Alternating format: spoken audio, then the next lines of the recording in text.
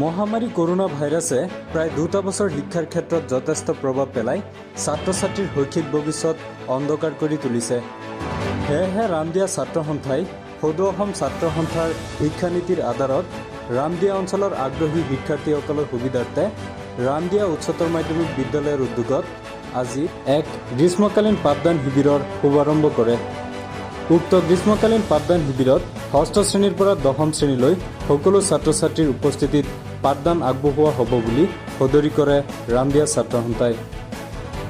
উক্ত পাঠদান 5 জুলাইৰ পৰা অহা 20 জুলাই 2022 তাৰিখলৈ বাহাল থাকিব। লগতে সময় পুৱা 10 বজাৰ পৰা দুপৰীয়া 12:30 বজালৈ শিক্ষাৰ পাঠদান অনুষ্ঠিত কৰা হ'ব বুলি জানিব দিয়ে। লগতে ৰামদিয়া উচ্চতৰ মাধ্যমিক বিদ্যালয়ৰ প্ৰধান শিক্ষক শ্ৰী তৈলক্য ডেকাৰ উপস্থিতিত ৰামদিয়া ছাত্ৰ সন্থাৰ সভাপতি জিতুল মজুমদাৰ আৰু সম্পাদক প্ৰাণজিৎ ডেকাৰ লগতে সমূহ বিষয়ববীয়া উপস্থিত থাকে।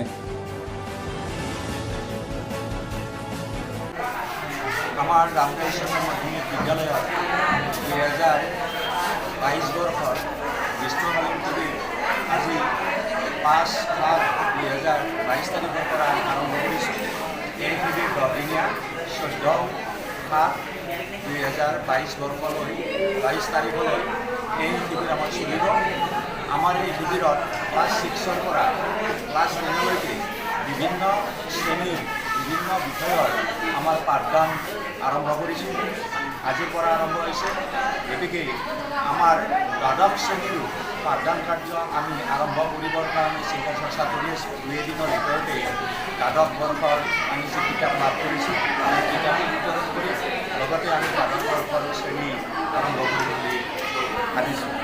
গতিকে এইবুলি আমাৰ এই যি গ্ৰীষ্মকালীন শিবিৰ আছে এই শিবিৰত আমাৰ ৰামদিয়া